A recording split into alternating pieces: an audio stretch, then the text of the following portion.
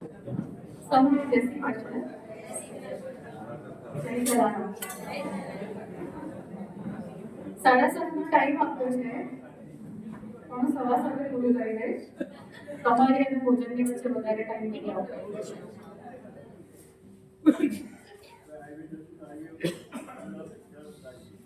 ભારતની અંદર આંધ્રપ્રદેશ નામનું એક રાજ્ય છે. આ આંધ્રપ્રદેશ રાજ્યના તુંગભદ્રા નદીના કિનારે આજથી લગભગ 500 વર્ષ પહેલા એક સામ્રાજ્ય હતું.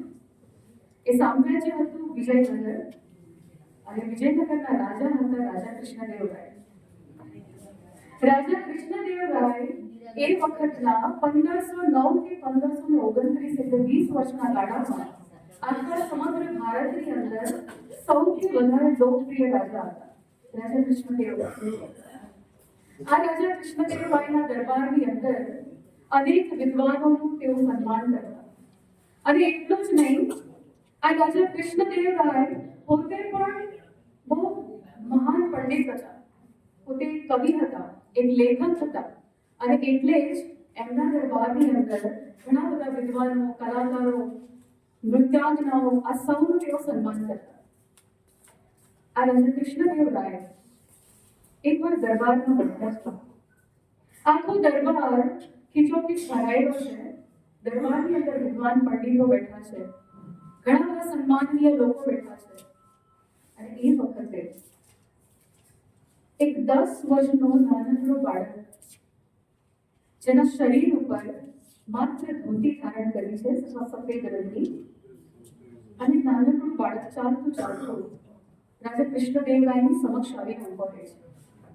રાજા કૃષ્ણદેવરાયને પ્રણામ કરે છે આ નાનકડું બાળક, અને કહે છે, હે રાજા, તમારી સભામાં બેઠેલા બધા વિદ્વાનો છે ને, એમની સાથે મારે શાસ્ત્રાર્થ કરવો છે. જેવી શાસ્ત્રાર્થની વાત કરી, બધા વિદ્વાનો આખો રાજમહેલ ખળખળાટ હસવા લાગ્યો. આ 10 વર્ષનો બાળક હજુ તો ઘોડિયામાંથી પગ બહાર મૂક્યો છે, હજી તો માંડ બોલતા શીખ્યો છે, એને ખબર પણ છે કે શાસ્ત્રાર્થ શબ્દનો અર્થ શું થાય. એને શાસ્ત્રાર્થ કરવો છે. પણ મેં કહ્યું એમ, આ રાજા કૃષ્ણદેવરાય પ્રજાવત્સલ રાજા, દરેકનું સન્માન કરનારા રાજા, આ રાજા કૃષ્ણદેવરાય બાળકને કીધું, તારે આ પંડિતો સાથે શાસ્ત્રાર્થ કરવો છે ને, જા હું તને અનુમતિ આપું છું. અને આ શાસ્ત્રાર્થની વ્યવસ્થા હું તને આ રાજમહેલની અંદર જ કરી આપું છું. અને ત્યારબાદ શરૂ થયો શાસ્ત્રાર્થ. એક 10 વર્ષના બાળક સામે અનેક વિદ્વાન પંડિતો, જેમણે શાસ્ત્રોમાં પારંગત છે, જેમણે વેદોનો અભ્યાસ કર્યો છે, જેમણે ઉપનિષદોનો અભ્યાસ કર્યો છે, આવા દિગ્ગજ પંડિતો એક તરફ, અને સામે બેઠો છે એક નાનકડો બાળક. આ બંને વચ્ચે 1 દિવસ નહીં, 2 દિવસ નહીં, 3 દિવસ નહીં, 4 નહીં, પૂરા 28 દિવસ સુધી શાસ્ત્રાર્થ ચાલ્યો. અને 28 દિવસના અંતે જીત મળી આ નાનકડા બાળકને. એની પ્રતિભા જોઈને રાજા કૃષ્ણદેવરાય એટલા બધા પ્રસન્ન થયા કે પ્રેમથી આ બાળકનું નામ પાડ્યું વલ્લભ, અને આ બાળકને આચાર્યની પદવી આપી. આ આચાર્ય એટલે બીજું કોઈ નહીં, શ્રીમદ વલ્લભાચાર્ય છે, જેમણે પુષ્ટિ માર્ગની સ્થાપના કરી. આ શ્રીમદ વલ્લભાચાર્યજી, જેને આપણે પ્રેમથી પ્રભુજી કહીએ છીએ, મહાપ્રભુજી કહીએ છીએ, આ શ્રીમદ વલ્લભાચાર્યજીએ એ વખતે જે શાસ્ત્રાર્થ કર્યો હતો, એમાં એમણે શુદ્ધાદ્વૈતનો સિદ્ધાંત રજૂ કર્યો, અને તેમાં જીત મેળવી. વૈષ્ણવ પરંપરાની અંદર ઘણા બધા આચાર્ય થયા. 12મી સદીમાં હતા રામાનુજાચાર્યજી. રામાનુજાચાર્યજીએ વિશિષ્ટાદ્વૈતની વાત કરી. આપણા આદિગુરુ શંકરાચાર્યજીએ અદ્વૈતની વાત કરી. આપણા વલ્લભાચાર્યજીએ શુદ્ધાદ્વૈતની વાત કરી. પછી આવ્યા મધ્વાચાર્ય, પછી આવ્યા નિંબાળકાચાર્ય, પછી આવ્યા આપણા ચૈતન્ય મહાપ્રભુ. આ આખી વૈષ્ણવ પરંપરા છે. આ નાનકડા બાળક અત્યંત પ્રતિભાશાળી, નાનપણથી એમના મુખારવિંદની ઉપર બ્રહ્મ તેજ હતું. ઈશ્વરની પ્રતિકૃતિ હતા શ્રીમદ વલ્લભાચાર્યજી. સમગ્ર ભારતનું શ્રીમદ વલ્લભાચાર્યજીએ 3 વાર પરિભ્રમણ કર્યું. આ 18 વર્ષ સુધી 3 વાર જ્યાં પરિભ્રમણ કર્યું એમાં 84 બેઠક, આપ સૌ જાણો છો, આ વૈષ્ણવ છો, 84 બેઠકની સ્થાપના કરી. આ 84 જગ્યાએ શ્રીમદ વલ્લભાચાર્યજીએ ભાગવતનું પારાયણ કર્યું. આ 84 બેઠકમાંથી 70મા નંબરની બેઠક એ પંચમહાલ જિલ્લાના ગોધરા શહેરમાં છે. અને મને હજુ પણ યાદ છે, હું જ્યારે નાની હતી, દર 11ના દિવસે મારા પડોશમાં રહેતા એક કપિલાબાની આંગળી પકડીને હું હવેલી જતી. એ હવેલીનો માહોલ, એ દિવ્યતા હજુ એ મારી અંદર અકબંધ છે. જ્યારે આંખ બંધ કરું હજુ પણ એ માહોલને અનુભવી શકું છું. આ શ્રીમદ વલ્લભાચાર્યજીએ કહ્યું કે વૈષ્ણવ કોને કહેવાય? આ વૈષ્ણવની સાચી વ્યાખ્યા શું છે? શ્રીમદ વલ્લભાચાર્યજીએ કહ્યું કે સાચો વૈષ્ણવ એ છે કે જેની અંદર આ 3 ગુણો હોય. પહેલો ગુણ છે ધૈર્ય. જેની અંદર અપાર ધીરજ હોય એ સાચો વૈષ્ણવ છે. બીજો ગુણ છે, પહેલો ગુણ ધૈર્ય. બીજો ગુણ કોઈ કહી શકશે? આપ સૌ આજના વૈષ્ણવ છો. દીનતા. હા, દીનતા પણ છે. વિવેક.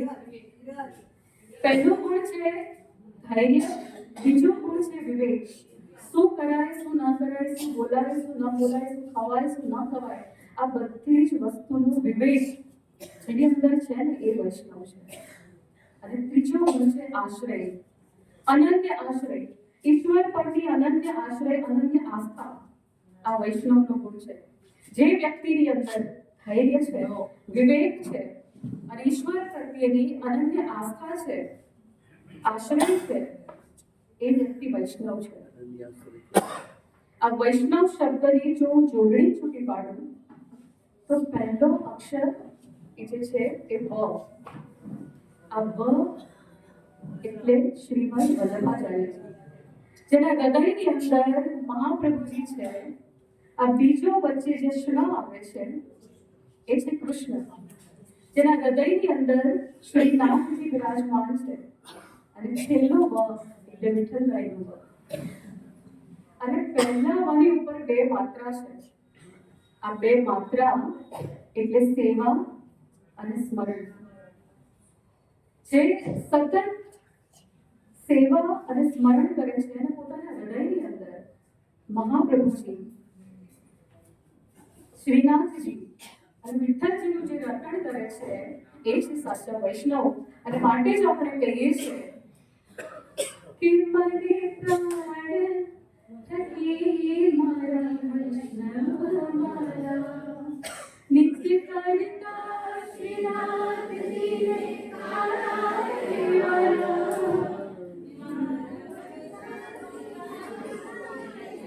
मैं तो वल्लभ प्रभु जीरा की धारे दर्शन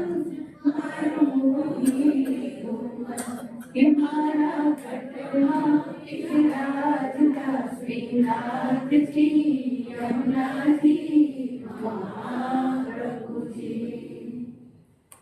कि हूँ तो नित्य विठ्ठल बली सेवा करूं. हूँ तो आपके समागे करूं. मैं तुझे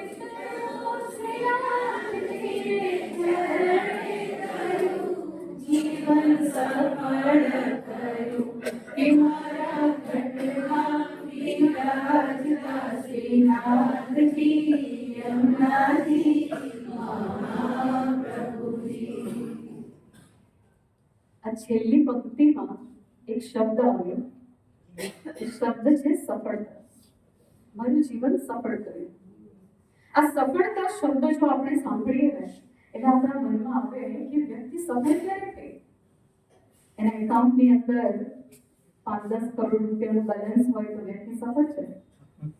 એ વાત કદાચ સાચી પણ હોઈ શકે. એના ગળાની અંદર ગોલ્ડ મેડલ લટકતો હોય તો આપણે કહી શકીએ કે આ માણસે એકેડેમિક્સની અંદર સફળતા પ્રાપ્ત કરી છે. એના ઘરની દિવાલો ઉપર ઘણા બધા સન્માન પત્રો જો લાગ્યા હોય તો આપણે કહી શકીએ કે વ્યક્તિ એના જીવનમાં પ્રતિષ્ઠા પામી છે, સફળ થઈ છે. આ બધી જ વસ્તુઓ કદાચ સફળતાની વ્યાખ્યા હોઈ શકે, પણ આજે મારે આપની સાથે વાત કરવી છે આ સફળતા એ જ જીવન છે કે આ સફળતાથી કંઈક આગળ પણ કંઈક જીવન છે. આ સફળ જીવન અને સાર્થક જીવન આ બંનેમાં બહુ ફરક છે. આ સફળતા, આ સિદ્ધિઓ, આ શક્તિઓ, આ સામર્થ્ય નો જ્યારે આપણે સદુપયોગ કરીએ છીએ ત્યારે આપણું જીવન માત્ર સફળ નહીં પણ સાર્થક પણ થાય છે. આજે મારે આપ સૌની સાથે સાર્થક જીવનના 3 સૂત્રોની વાત કરવી છે. આપણે બધાએ સાર્થક જીવન કેવી રીતે આપણે બધા જીવી શકીએ એની આજે મારે વાત કરવી છે. આપણે જાણવું છે ને? તો સાર્થક જીવનનું સૌથી પહેલું સૂત્ર છે એ છે સ્વાવલંબન. પોતાના ઉપર આધાર રાખવો. સ્વાવલંબન. આ સ્વાવલંબનની જો મારે તમને વાત કરવી હોય ને તો એનું જીવતું જાગતું ઉદાહરણ અમારા ઘરમાં છે. અમારા દાદા સવારે 5 વાગે ઉઠે ને રાત્રે 10 વાગે સુઈ જાય. આ આખી દિનચર્યામાં એ 100% પોતાના ઉપર આધાર રાખે. કોઈના ઉપર ડિપેન્ડન્ટ નથી. પ્રત્યક્ષ ને પ્રમાણની જરૂર નથી. અમે જો સ્વાવલંબનના પાઠ શીખતા હોય તો એમના આચરણમાંથી શીખ્યા છે. આજે એક બહુ લાંબી સંઘર્ષ યાત્રા પૂરી કરીને એમના જીવનના 75 વર્ષ પૂરા કર્યા. આ 75 વર્ષ પૂરા કરવા itself is a very big challenge. આપણને ઝેર કદાચ કડવું લાગે પણ એનાથી કડવી જો કોઈ વસ્તુ હોય ને તો એકલતા છે. જીવન સાથી વિનાનું એકલું અટેલું જીવન એ ઝેર કરતા પણ વધારે કપરું હોય છે.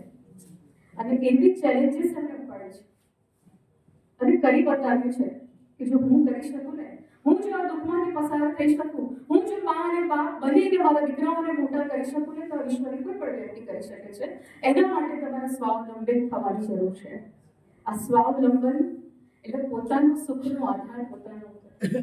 આ સ્વાવલંબન એટલે મારા દુઃખ માટે હું પોતે જવાબદાર છું આ ભાવના હોવી. આ સ્વાવલંબન છે.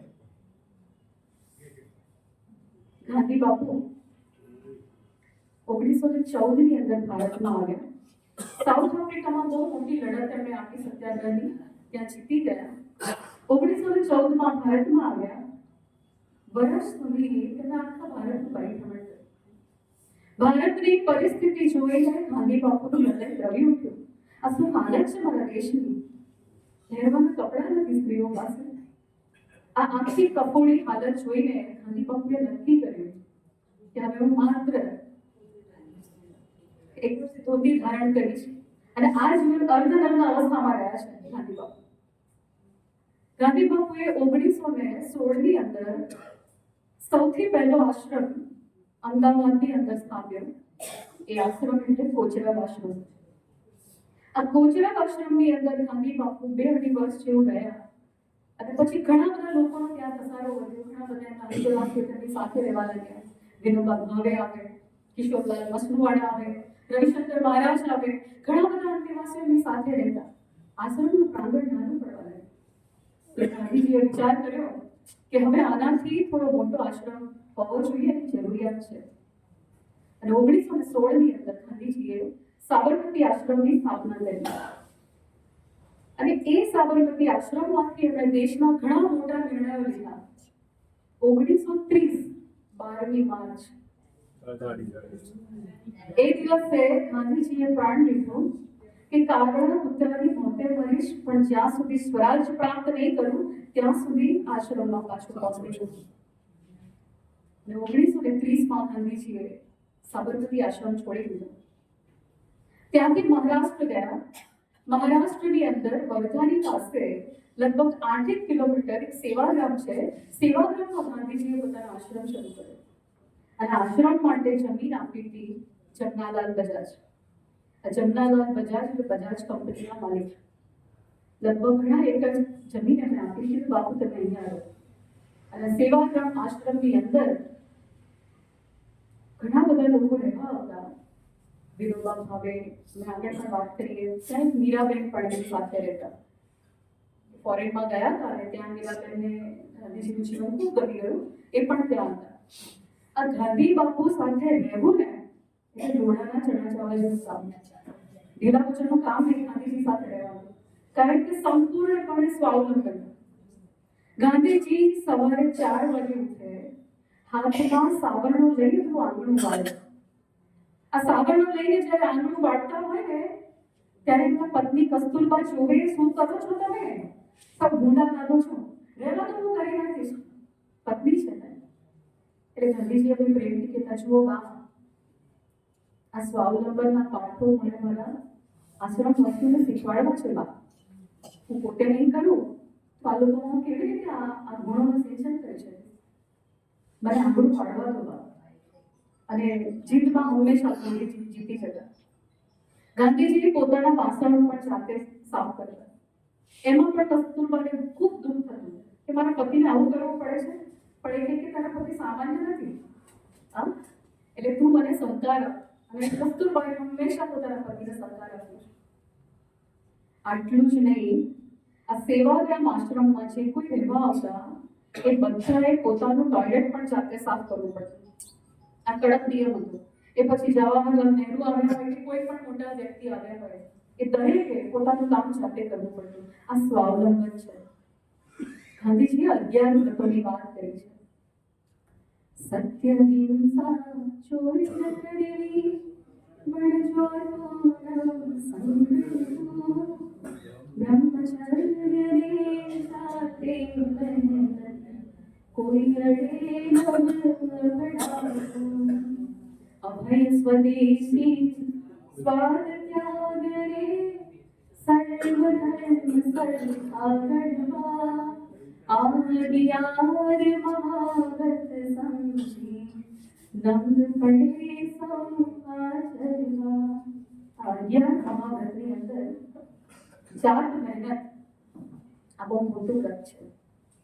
તો આપણે મેં વાત કરી, સાર્થક જીવન જીવવું હોય તો સૌથી પહેલું સૂત્ર આપણે અપનાવવું પડશે, એ છે સ્વાવલંબન. પોતાના દરેક કાર્ય જ્યાં સુધી બની શકે આપણે જાતે કરીએ. હમણાં જ એક 85 વર્ષના બાળકનો ઇન્ટરવ્યુ સાંભળ્યો. આમ નતમસ્તક થઈ જવાયું બાળક. એ બાળનું ઓપરેશન કર્યું પગનું, હોસ્પિટલમાં હતા અને બા સામે હતા. પત્રકાર એની પાસે ગયા અને બાને પૂછ્યું, બા તમારા પગનું ઓપરેશન કર્યું છે, કોઈ તમારી હારે નથી? એટલે બા કે, ના બેટા, એમાં શું છે, હું છેલ્લા 40 વર્ષથી એકલી રહું છું. મારા પતિને ગુજરી ગયા 40 વર્ષ થયા. પણ બા તમારું ઓપરેશન કર્યું છે, પછી કોઈ માણસની જરૂર તો પડે ને? આ છે ને આપણા હોસ્પિટલમાં બધા આવે છે ને, શું જરૂર છે? બા તમારા દીકરા દીકરી નથી? અરે છે ને, મારો દીકરો છે, મારી દીકરી છે ને, બંને મસ્કતમાં રહે છે. તો બા તમે મસ્કત જતા રહેતા હોય તો? એ તો બહુ ભડવી કે છે, બા અમારી હવે આવી જાવ ને, મસ્કતમાં આપણે ભેગા રહીએ. પણ મારે, હું આ દેશની ધરતીમાં જન્મી છું, મેં પહેલો શ્વાસ આ દેશમાં લીધો છે, અને મારી ઈચ્છા છે કે મારો છેલ્લો શ્વાસ પણ આ જ ધરતી પર મારે નથી જવું કે દેશમાં આ બહાર ના પડે. તો બા તમારા ઓપરેશનનો 65,000નો ખર્ચો આવ્યો છે, કોણે આપ્યો? સાચું કહું ભાઈ, મારા જમાઈએ પણ પૈસા મોકલ્યા હતા, મારા દીકરાએ પૈસા મોકલ્યા હતા. એ બંનેને મેં પૈસા પાછા મોકલી દીધા. 25 વર્ષ સુધી મેં લોકોના રમણા કર્યા છે, એમાંથી જે પૈસા થયા ને એ પૈસામાંથી મેં મારા ઓપરેશનનો ખર્ચો કાઢ્યો. આ આત્મનિર્ભરતા. અરે માવતર છીએ, 4 છોકરાને મોટા કરીને, પેદા કરીને એને બબ્બર કરી શકતા હોઈએ, એમને મોટા કરી શકતા હોય, તો શું અમે અમારું ધ્યાન ના રાખી શકીએ? આ આત્મનિર્ભરતા જ્યારે આપણા જીવનમાં આવે છે, દુનિયાની કોઈ તાકાત આપણે નબળી નથી બનાવી. આપણે લાગણી માટે પણ આત્મનિર્ભર રહેવું પડશે. શું કામ આપણે બીજા પાસેથી પ્રેમની ભીખ માંગીએ? અરે ઈશ્વરના અંશ છે આપણે. વલ્લભાચાર્યજીએ કહ્યું છે કે જે પરમાત્મા છે એ જ આત્મા છે. તો આપણે આપણી જાતને કેમ પ્રેમ ન કરીએ? આ સ્વાવલંબન આપણે કેળવવાનું છે. આ સાર્થક જીવનનું પહેલું સૂત્ર છે. હમણાં એક પત્નીએ સવારમાં એના પતિ ઉઠ્યા એને કહ્યું કે જાઓ ત્યારે ચા નાસ્તો બનાવ્યો. એટલે પતિ ઉભા થયા. ઉભા થઈને રસોડામાં જવાની જગ્યાએ એ ડ્રોઈંગ રૂમમાં ગયા, ચાવી લીધી અને બહાર જઈને બાઇકને કીક મારી. એટલે પત્ની દોડતા દોડતા પાછળ, શું થયું, ક્યાં જાઓ છો? હું છે ને તારાથી કંટાળી ગયો છું, હું ડિવોર્સ લેવા જાઉં છું ને વકીલને મળવાનું છે. એટલે સારું જાઓ. અડધો કલાક થયો, પતિ પાછા આવ્યા, આવીને સીધા રસોડા. એટલે પત્ની દોડતી દોડતી પાછળ ગઈ. કેમ? વકીલને મળવા ગયા હતા, તમારે તો ડિવોર્સ લેવા છે. ગયા તો મળવા, પણ ઘરે ગયા ને તો શેઠાણી સોફામાં બેઠા હતા ને પતિ પોતું મારતા.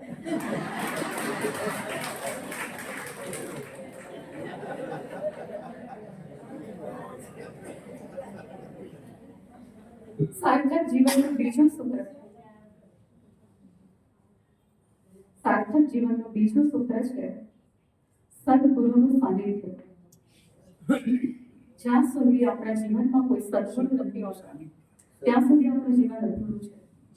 આ સદગુરુનું સાનિધ્ય ખૂબ જરૂરી છે. ભારતની અંદર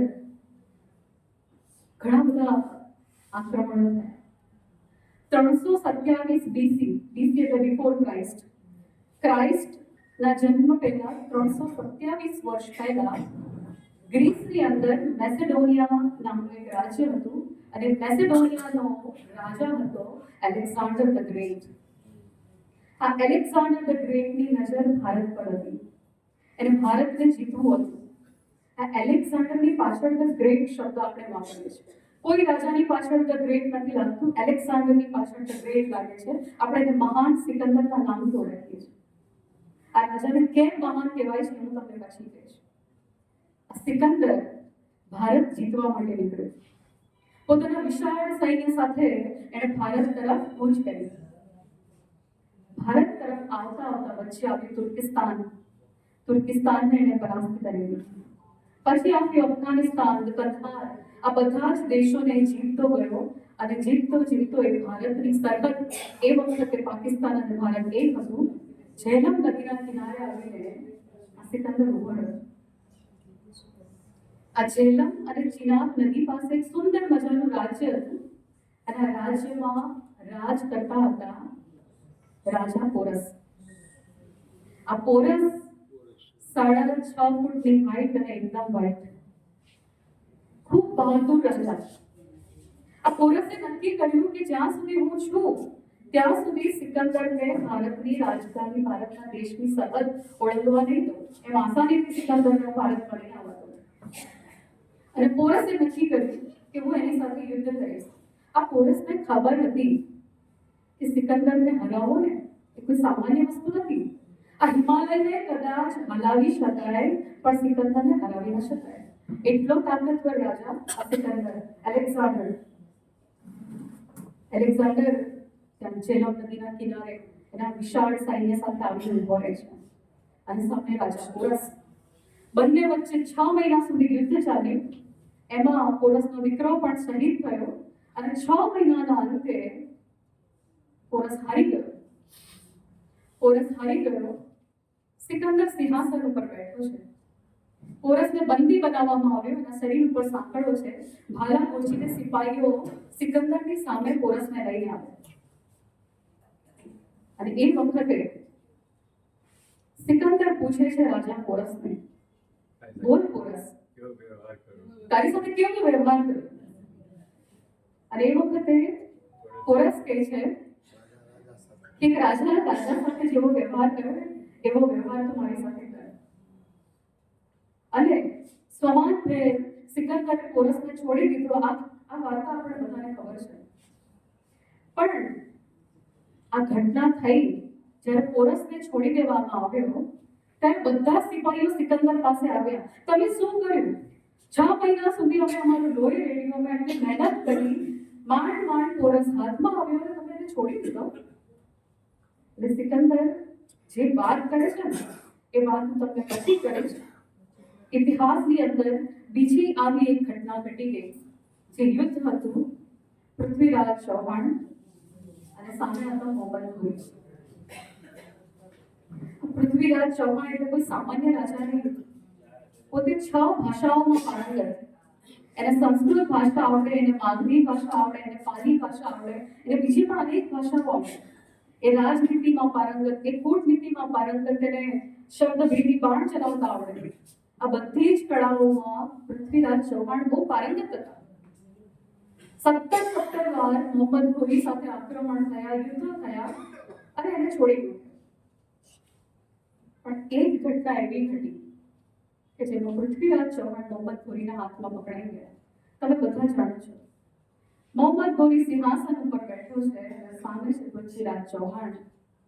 જે પ્રશ્ન સિકંદરે પોરસને પૂછ્યો તો એ જ પ્રશ્ન મોહમ્મદ ઘોરીએ પૃથ્વીરાજ ચૌહાણને પૂછ્યો. બોલ ચૌહાણ, તારે શું કરો? આ વખતે પૃથ્વીરાજ ચૌહાણ કે છે, મેં તને 17 વાર છોડી દીધો છે. એકવાર હું પકડાઈ ગયો, હું ઈચ્છું છું કે તું પણ મને છોડી દે.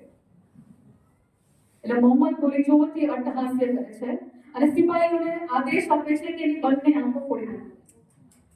પૃથ્વીરાજ ચૌહાણની બંને આંખો ફોડી નાખવામાં આવી. આંખમાંથી લોહી નીકળે છે. સામે પોતાનો મિત્ર ઊભો છે, ચંદબરદાઈ. એ જોવે છે કે મારા રાજાની આ હાલત, મારા મિત્રની આ હાલત. વ્યક્તિ અંધ થઈ ગયો છે, પણ એની કુશળતા, એની પ્રતિભાથી અંધ નથી થયો. એટલે મિત્રએ નક્કી કર્યું કે આ મોહમ્મદ ઘોરીને આપણે ખતમ કરીને જ રહીશું.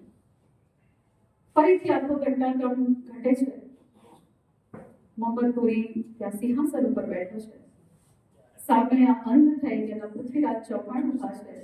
પાસે પોતાનો મિત્ર ઊભો છે અને મિત્ર કહે છે, 4 વાસ 24 ગજ અંગુલ અષ્ટ પ્રમાણ, તાજ પર સુલતાન છે મત ચૂકે ચૌહાણ. આ બોલતાની સાથે શબ્દભેદી બાણ મારીને મોહમ્મદ ઘોરીને પૃથ્વીરાજ ચૌહાણે ત્યાં જ ખતમ કરી નાખ્યો. એમની કુશળતા હતી.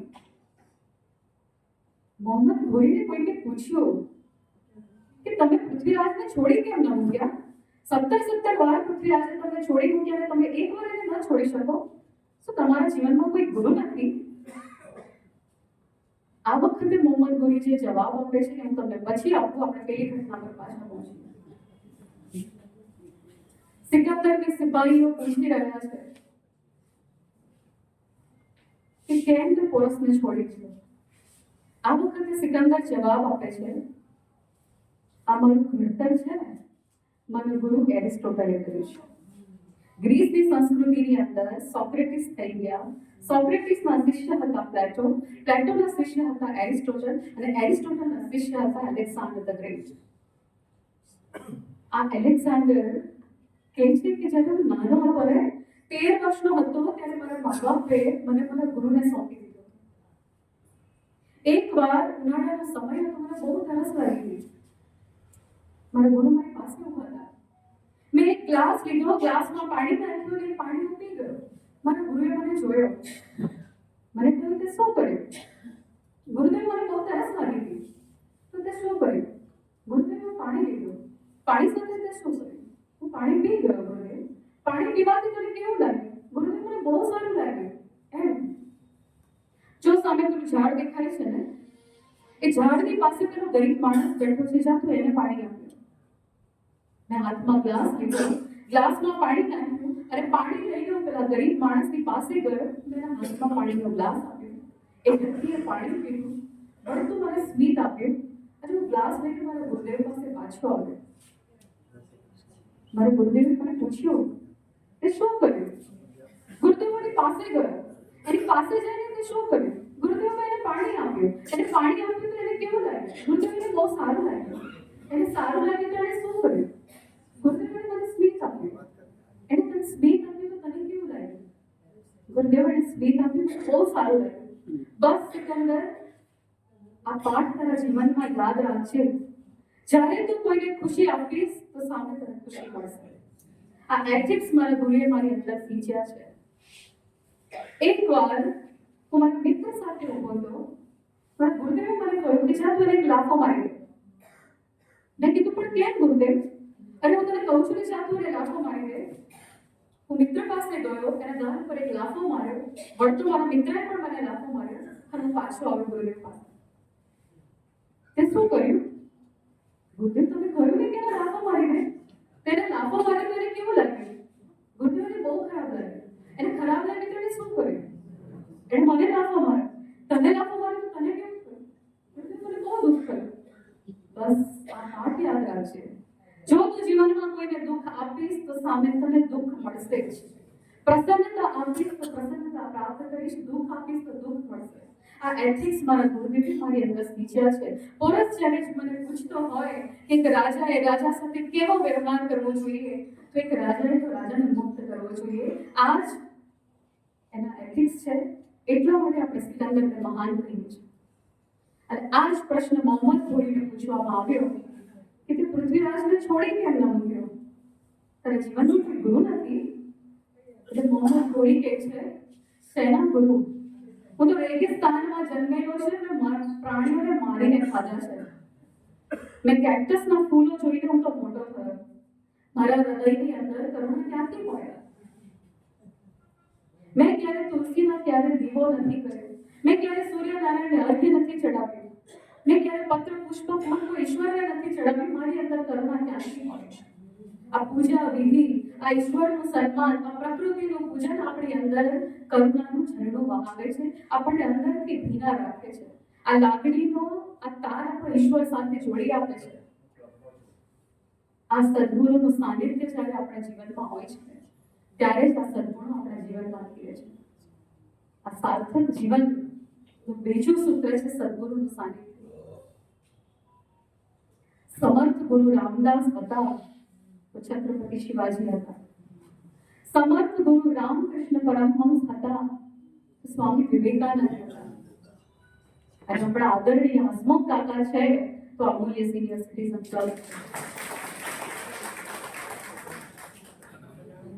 વ્યક્તિની અંદર વ્યક્તિમાં સરસ્વતી હોય, સરસ્વતીની કૃપા હોય તો કદાચ લક્ષ્મી ન હોય. લક્ષ્મી હોય તો સંયમ ન હોય. સંયમ હોય તો ઉદારતા ન હોય. ઉદારતા હોય તો નમ્રતા ન હોય. પણ આ બધા જ ગુણોનો સમન્વય જો કોઈ એક વ્યક્તિમાં હોય ને તો આપણા આદરણીય હસમુખ કાકા છે. એના જીવનમાં બધા જ ગુણો મેં જોયા. દિવાળીના દિવસો હોય, આપણે બધા આપણા આંગણામાં દીવો કરતા હોઈએ. એ વખતે અમારા હસમુખ કાકા ગાડીમાં મીઠાઈના બોક્સ લઈને નીકળે છે અને ઝૂંપડે ઝૂંપડે દરેક ગરીબના ઘરની અંદર દીવો કરે છે. દરેકને આ પહોંચાડે છે. આ જીવનની સાર્થકતા છે. એ સફળ છે. એમના પર બધી જ કૃપા છે, તેમ છતાંય હૃદય નિર્મળ છે, નમ્રતા છે. આ જીવનની સાર્થકતા છે. અને બીજું ઉદાહરણ આપ સૌ જાણો છો, મારી સામે બેઠા છે કાકા વિપિન કાકા. એમના વિશે બોલવા જાઉં તો કદાચ 1 કલાક પણ ઓછો પડે, પણ એમનું જીવન પણ સાર્થક છે. આપણે ઘણી વાર દાન કરતા હોઈએ કે મારા 5000 રૂપિયા લખી દેજો, 2 ટાઈમ જમાડી દેજો. આપણે 2 ટાઈમ જમાડીને બહુ રાજી થતા હોય કે મેં બહુ બધું દાન કર્યું. પણ ગ્રાઉન્ડ લેવલ પર જ્યારે ઉતરીને કામ કરીએ, માણસોના પરિવારોમાં જઈને જોઈએ કે ખરેખર તકલીફ કેવી છે અને એને આપણે કેવી રીતે સારી રીતે મદદ કરી શકીએ. એ બંને કામમાં બહુ અંતર છે. અને કામ મારા આદરણીય વિપિન કાકા કરે છે. આ જીવનની સાર્થકતા છે. આ જીવનનું બીજું સૂત્ર છે.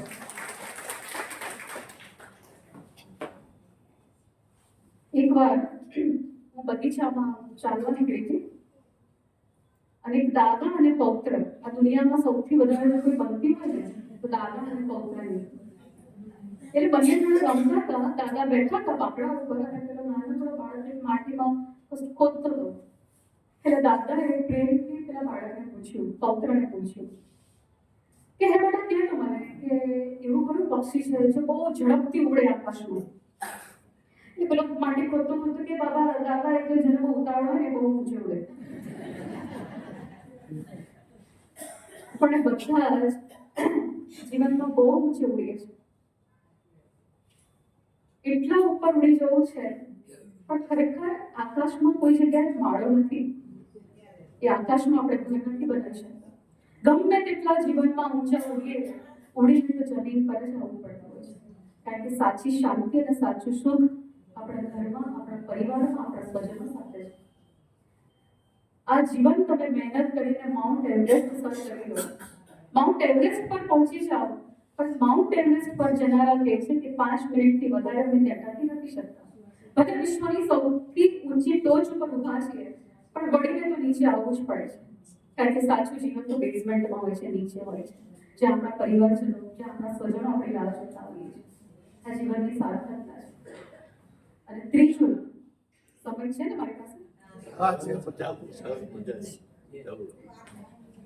ત્રીજું અને અંતિમ સૂત્ર એ છે ઈશાવાસ્ય ઉપનિષદનું સૂત્ર, તેન ત્યક્તેન ભુંજીથા. આપણા ઘણા બધા ઉપનિષદો છે, કઠક, મુંડક, માંડવ્ય, શ્વેતાસૂત્ર, બૃહદારણ્ય, તૈત્રીય, કઠોપનિષદ. આ બધા ઉપનિષદની અંદર એક ઉપનિષદ છે ઈશ ઉપનિષદ. અને આ ઈશાવાસ્ય ઉપનિષદનું પહેલું સૂત્ર, પહેલો મંત્ર આપણે કહીએ તો આ મંત્ર છે ઈશાવાસ્યમ ઇદં સર્વં યત્કિંચિત જગત્યાં જગત તેન ત્યક્તેન ભુંજીથા મા ગૃહઃ કસ્મિન ધનમ. આમાં તેન ત્યક્તેન ભુંજીથા શબ્દ આવે છે, ત્યાગ કરીને ભોગવવાની વૃત્તિ. આપણે દરેકે પોતાના જીવનમાં, હમણાં જ આદરણીય દાદા હતા મહેન્દ્રભાઈ પટેલ, ત્યાગીને ભોગવવાનું બહુ મોટું ઉદાહરણ આપણી સામે હતું. 100 કરોડની સંપત્તિ દાનમાં આપી એ બહુ મોટી વાત છે. પણ તેન ત્યક્તેન ભુંજીથા. અમેરિકાની અંદર 18મી સદીમાં લગભગ 1879 સાલમાં ત્યાં એક વ્યક્તિનો જન્મ થાય છે. આ વ્યક્તિનું નામ જ્હોન ડી રોકફેલર. જો તમે અમેરિકા ગયા હશો તો રોકફેલર ફાઉન્ડેશનનું નામ સાંભળ્યું હશે. જ્હોન ડી રોકફેલર 18 વર્ષની ઉંમરે આખા અમેરિકાની સૌથી મોટી ઓઇલ રિફાઇનરી બનાવી. ઓઇલ રિફાઇનરી અત્યારે અંબાણીની છે અહીંયા, રિલાયન્સ ઇન્ડસ્ટ્રી. એ જ રીતે અમેરિકામાં આ જ્હોન ડી રોકફેલરે પોતાની ઓઇલ રિફાઇનરી બનાવી. 38 વર્ષની ઉંમરે આ જ્હોન ડી રોકફેલર આખા વિશ્વનો સૌથી ધનાઢ્ય વ્યક્તિ હતો. અને એટલું જ નહીં, 38 વર્ષે અમેરિકાના રિચેસ્ટ પર્સન અને 53 વર્ષે આખા વિશ્વના સૌથી રિચેસ્ટ પર્સન, સૌથી ધનવાન વ્યક્તિ હતા. અને એટલું જ નહીં, મૃત્યુ પર્યંત રોકફેલરનો રેકોર્ડ કોઈ તોડી નથી શકતું. આ જ્હોન ડી રોકફેલર 53 વર્ષની ઉંમરે બીમાર પડ્યા અને સ્વાસ્થ્ય એટલું બધું ખરાબ થયું કે તદ્દન પથારીવશ. ના જમવાનું ગમે, ના કોઈની સાથે વાત કરવી ગમે, ના બોલવું ગમે, ના બહાર નીકળવું ગમે. ડોક્ટરોએ કહી દીધું કે બસ હવે 1 વર્ષ બાકી છે, તૈયારી કરી લો. એક દિવસ આ જ્હોન ડી રોકફેલરને એક સપનું આવ્યું. સવારે ઊભા થયા અને તરત એમણે ફોન કરીને પોતાના મેનેજર્સ, વકીલ બધાને બોલાવ્યા અને બધાને કહ્યું કે મારી સંપત્તિ છે ને એની ચેરિટી કરવાનું ચાલુ કર્યું અને સપનું આવ્યું છે. એમણે પોતાની સંપત્તિનો 2 જગ્યાએ ઉપયોગ કર્યો, દાન કર્યા. પહેલું મેડિકલ જેટલા બધા રિસર્ચ થયા, મેડિસિનલ રિસર્ચ, અને બીજું હોસ્પિટલ. આપણે ત્યાં પેનિસિલિનની રસી શોધાઈ, ડિપ્થેરિયા, મેલેરિયા, ઘણી બધી બીમારીઓના જે સંશોધન થયા એની પાછળ જ્હોન ડી રોકફેલરના પોતાના સંપત્તિ હતી એની અંદર. અને બીજું એમણે કામ કર્યું, હોસ્પિટલો બંધાવી. ધીરે ધીરે એમણે પોતાની તમામ સંપત્તિને સમાજ માટે વાપરવાની શરૂ કરી. અને તમને આશ્ચર્ય થશે જાણીને કે જેમ જેમ આપતા ગયા એમ એમનું સ્વાસ્થ્ય સુધરતું ગયું. અને વર્ષની અંદર તો જાણે કોઈ બીમારી જ નથી, એટલા સ્વસ્થ થઈ ગયા. અને એટલું જ નહીં, 53 વર્ષે જેને ડોક્ટરે કહી દીધું હોય કે 1 વર્ષ બાકી છે, આ જ્હોન ડી રોકફેલર પૂરા 98 વર્ષ સુધી જીવ્યા. અને 98 વર્ષ પછી પણ આજની તારીખમાં પણ એમના ફાઉન્ડેશનમાંથી ઘણા બધા ગરીબ લોકોને, ઘણા બધા સંશોધનો માટે એ પૈસાની જરૂરિયાતમંદોને જરૂરિયાત થઈ છે. આ સંપત્તિનો સદુપયોગ છે. આ સાર્થકતા છે જીવનની. સંપત્તિ ઘણી બધી હોય, ઘણા એવા વ્યક્તિઓને જોયા છે અપાર સંપત્તિ, પણ હૃદય નેનો ટેકનોલોજીમાં રિસર્ચ કરી શકે એવું બહુ સાંભળું આપી ન શકે. જેમ જેમ આપતા જઈએ છે ને ઈશ્વર આપણને આપતા જાય છે. ઈશ્વર સ્વાસ્થ્ય આપે છે, ઈશ્વર પ્રસન્નતા આપે છે, ઈશ્વર હૃદયની અંદર એક કન્ટેન્ટમેન્ટ એક શબ્દ છે કાકા, એ આપે છે આપણને. અંદરથી સંતોષ થાય છે. આ છે ત્રીજું સૂત્ર, તેર કરતે મુજે થા. તમે બધા નાથ દ્વારા જતા હશો. નાથ દ્વારાની પાસે હલ્દી ઘાટી છે. આ હલ્દી ઘાટીના યુદ્ધની કથા બધાને ખબર હશે. આ હલ્દી ઘાટીનું યુદ્ધ કોની વચ્ચે થયું હતું? રાણા પ્રતાપ અને સામે કોણ હતું? રાણા પ્રતાપની સામે હતા અકબર, અને અકબર તરફથી લડી રહ્યા હતા રાજા માનસિંહ, જે આમેરના રાજા હતા. એ અકબર તરફથી લડી રહ્યા. એવું કહેવાય છે કે હલ્દી ઘાટીના યુદ્ધમાં આખી ઘાટી લાલ રંગથી રંગાઈ ગઈ. એટલું બધું લોહી વહ્યું, એટલા બધા સિપાહીઓનું ત્યાં મૃત્યુ થયું. એ હલ્દી ઘાટીના યુદ્ધનું પરિણામ એ આવ્યું કે ના અકબર રાજા જીત્યા, કે ના મહારાણા પ્રતાપ જીત્યા. પણ એ યુદ્ધ પછી મહારાણા પ્રતાપ આબુના જંગલોમાં, પર્વતોમાં પહોંચી ગયા. સંપત્તિ બધી ખૂટી ગઈ, સિપાહીઓથી સેના વિખરાઈ ગઈ. આ રાજાએ એક પ્રતિજ્ઞા લીધી કે જ્યાં સુધી હું મેવાડને પાછું પ્રાપ્ત ન કરું ત્યાં સુધી પાંદડામાં જમીશ, ઘાસની પથારીમાં સૂઈ જઈશ, બ્રહ્મચર્યનું પાલન કરીશ અને દાઢી પણ નહીં કરું. આવા સ્વયંભૂ કેટલાક નિયમો એમણે પોતાની જાત ઉપર લગાવ્યા. અને વર્ષો વીતતા ગયા, ત્યાં અકબરના સિપાહીઓ સતત એને શોધી રહ્યા છે. એક વખત પોતાનો મિત્ર, હમણાં કાકાએ કહ્યું તેમ, મિત્ર એમની પાસે આવ્યો અને રાણાને કીધું કે રાણા શું હાલત કરી છે તમે? તમારી પ્રતિજ્ઞા યાદ કરો. રાણા તમે શું કહ્યું હતું કે તમારે મેવાડને પાછું પ્રાપ્ત કરવું છે ને? રાણા કહે છે મારે પ્રાપ્ત તો કરવું છે, પણ મારી પાસે સંપત્તિ નથી, મારી પાસે સૈન્ય નથી, હું કેવી રીતે કરું? અને એ વખતે એમનો મિત્ર ભામાશાહ પોતાની તમામ સંપત્તિ આ રાજાને સોંપી દે છે. અને એટલું જ નહીં, આ ભામાશાહની પત્નીએ પણ પોતાના તમામ અલંકારો, આભૂષણો દેશની સેવામાં સમર્પિત કર્યા. અને ફરીથી સેના ઊભી થઈ અને સેનાના સેનાપતિ હતા આ વીર ભામાશાહ. અને પછી એક મેવાડના તમામ દુર્ગો આ મહારાણા પ્રતાપ જીતી જાય છે. એ ચિત્તોડ નથી જીતી શકતા, અજમેર નથી જીતી શકતા, અને હજુ એક દુર્ગ હોય છે, 3 સિવાય બાકી બધું મેવાડને જીતી ગયું. આ ભામાશાહ આપણા દેશ ઉપર જ્યારે પણ મુસીબત આવી છે ને, ત્યારે દેશની સુરક્ષા શસ્ત્ર ઉઠાવીને માત્ર એક ક્ષત્રિય નથી કરી, પણ પોતાની ધન, સંપત્તિ, બુદ્ધિ, શક્તિથી એક વણિકે પણ કરી છે. અને એ વણિક ભામાશાહ હોય કે મોહનદાસ કરમચંદ ગાંધી હોય, આ વણિકોનું પણ સમાજની અંદર એટલું જ યોગદાન રહ્યું છે, દેશની સુરક્ષામાં અને દેશના સંચાલનમાં. આ ત્રીજું સૂત્ર છે તેન કરતે મુજે થા. આ 3 સૂત્ર જો આપણા જીવનમાં હોય, સ્વાવલંબન, બીજું સદગુરુનું સાનિધ્ય. આપ સૌ તો બ્રહ્મ સંબંધ જોડાયેલા છો, સદગુરુનું સાનિધ્ય, અને ત્રીજું એ છે ત્યાગીને ભોગવવાની વૃત્તિ. આ 3 સૂત્રો જો આપણા જીવનમાં દ્રઢ થાય તો આપણે ખુમારીથી ઈશ્વરને કહી શકીશું કે મારા અંતર સમય તેરી સુનોરે લગી, લેજો શ્રીજી બાબા ચરણોમાં દયા રે કરી, મને તેરા તેરા કદી આવે કે મારો નાથ તેરા રે, કે મારા ઘરમાં બિરાજતા શ્રીનાથજી, અરુણાજી મહાપ્રભુજી. આપ સૌનો ખૂબ ખૂબ આભાર. ધન્યવાદ.